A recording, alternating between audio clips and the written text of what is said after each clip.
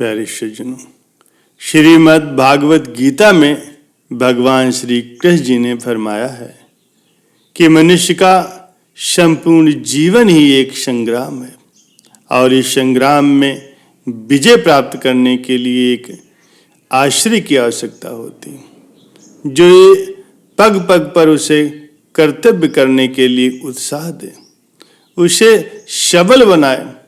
ऐसे आश्रय को पाकर के ही जीव मानव जन्म के उद्देश्य की पूर्ति करने में सफल हो सकता है। लेकिन वो आश्रय क्या है, इसके विषय में भगवान फरमाते हैं कि मानव जन्म आत्म कल्याण का साधन अपनाने के लिए मिला है और ये साधन, ये ज्ञान किस प्रकार से और कहाँ से मिल सकता है। फरमाते हैं कि सत्पुरुषों की कर शरण ग्रहण, श्रद्धा भाव से सेवा कर, परम तत्व के ज्ञाता है वे, देंगे तुझको ज्ञान अमर।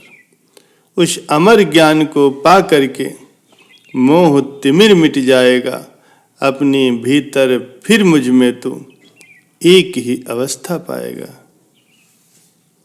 कहते हैं कि तू तत्व ज्ञाता महापुरुषों की चरण शरण ग्रहण करके, उन पर पूर्ण श्रद्धा और विश्वास करके उनके चरणों की सेवा कर। अर्थात महापुरुषों की सेवा ही उनकी कृपा, उनकी प्रसन्नता पाने का एकमात्र साधन है।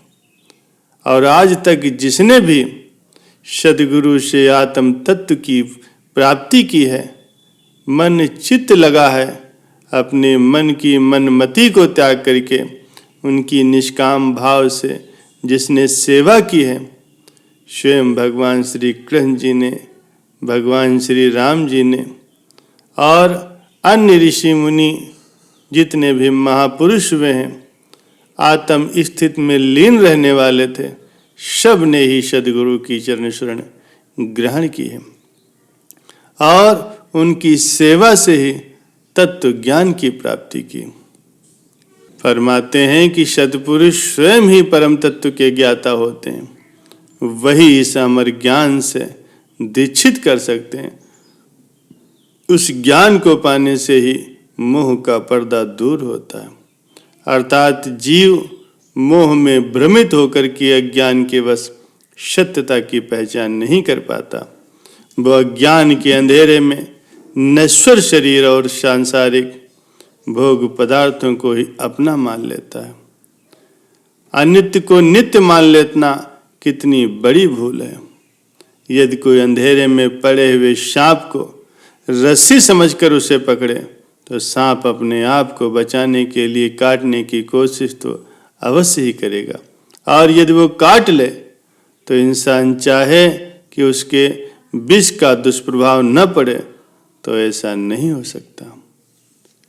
ऐसे ही संत महापुरुष भी जीव के अज्ञान की दशा को जानते। मोह में भ्रमित जीव अज्ञानतावश अकर्तव्य को ही कर्तव्य समझ बैठता है और अकर्तव्य कर्म करने को तैयार हो जाता है। तब संत महापुरुषों से ज्ञान विवेक की रोशनी से उसके कर्तव्य का विरोध कराते हैं। जीव उस विवेक को पाकर के कर्तव्य कर्म की ओर अग्रसर हो जाता है। कर्तव्य कर्म को करते हुए उसका ज्ञान दूर हो जाता है। संत फरमाते हैं कि जब अज्ञान तिमिर मिट जाएगा, ज्ञान की रोशनी हो जाएगी, तब तू और मैं दोनों एक रूप हो जाएंगे, यानी आत्मा परमात्मा में एकाकार हो जाएगी। इस स्थिति का स्वयं ही भान हो जाएगा।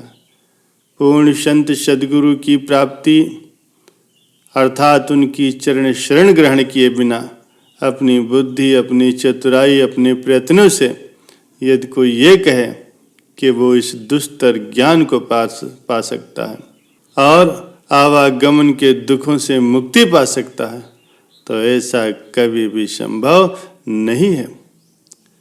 महापुरुषों के वचन है, केतिक पढ़ गुण पचमुआ, जोग जग तपलाय, बिन सतगुरु पावे नहीं, कोटिन करे उपाय। गुर बिन भव निधि तरय न कोई, जो विरंच शंकर सम होय। कोई कितना ही विद्वान, शास्त्रों का ज्ञाता और अन्य किताबों को पढ़ करके सुन करके भक्ति की मंजिल को पाने का प्रयत्न करता है, कोई जब तब करके प्रभु प्राप्ति की चाहत करता है, लेकिन सद्गुरु की प्राप्ति हुए बिना कभी भी भक्ति पूर्ण नहीं होती। चाहे कोई करोड़ों ही नियम मनमति से क्यों न कर ले, गुरु के बिना भव सागर से कोई भी पार नहीं हो सकता और न ही अज्ञान की गांठ खुल पाती, चाहे वो ब्रह्मा और शंकर के समान ही क्यों न हो जाए। अध्यात्म विद्या तो दुर्दरगाह से ही महापुरुषों को ही सौंपी गई है। प्राचीन समय में एक मुनि उद्दालक हुए हैं, उनका एक पुत्र था, उसका नाम था श्वेतकेतु। उसने काशी में रह करके बहुत समय तक शास्त्रों का अध्ययन किया था। उसे अपनी विद्या का अहंकार हो गया। उसने किसी भी गुरु या सत्पुरुष से दीक्षा नहीं ली थी।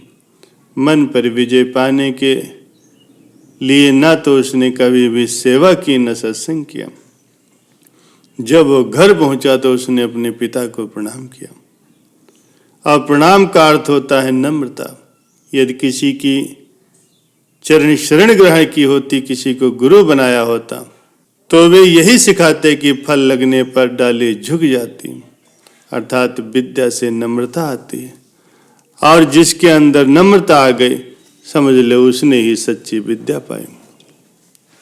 महर्षि उद्दालक ने पुत्र श्वेतकेतु की स्थिति से अनुमान लगाया कि बिना गुरु के ज्ञान अधूरा होता है, तो उन्होंने श्वेतकेतु से पूछा, तुमने कोई ऐसी विद्या पढ़ी है जिसके जान लेने से सभी विद्याओं का ज्ञान हो जाता है, और जिसके जाने बिना सभी अन्य विद्याएं व्यर्थ हो जाती हैं। पिता के ये वचन सुन करके कि एक ऐसी भी विद्या है जिसके जान लेने से सभी विद्याओं का ज्ञान हो जाता है, ये सोच करके श्वेतकेतु चिंता में डूब गया। उसने कहा, पिताजी, मैंने तो आज तक ऐसी विद्या का कहीं नाम ही नहीं सुना। मैंने एक एक ग्रंथ को पढ़ने में कितना कितना समय लगा दिया। महर्षि उद्दालक ने कहा, तुमने व्यर्थ ही इतना समय नष्ट कर दिया। ये विद्या तो ऐसी है जिसे ऋषि कुल के सब बच्चे जानते हैं। उस समय श्वेतकेतु के हृदय में पिता के लिए अत्यंत ही श्रद्धा भाव उत्पन्न हुआ। गुरु के रूप में पिता के चरणों में दंडवत वंदना करके अत्यंत श्रद्धा से हाथ जोड़ करके इस विद्या के लिए विनय की। तब महर्षि ने उसे भजन का साधन बतलाया और सूरत को अंतर्मुखी बनाने एवं ब्रह्म ज्ञान का उपदेश दिया। उस साधन पर आचरण करके श्वेतकेतु ने ब्रह्म का साक्षात्कार कर लिया और अपना जीवन सफल किया। प्यारे सज्जनों, गुरु समान दाता नहीं, याचक शिष्य समान, तीन लोक की संपदा, सो गुरु दीन ही दान। गुरु बतावे साध को, साध कहे गुरु पूज, अरस परस के खेल में भई अगम की सूझ। प्यारे सज्जनों, महापुरुषों के इन वचनों को जो भी अपने आचरण में लाते हैं, महापुरुषों पर श्रद्धा और विश्वास रखते हैं, वो आत्म आनंद को पा करके अपने जीवन का कल्याण कर लेते हैं।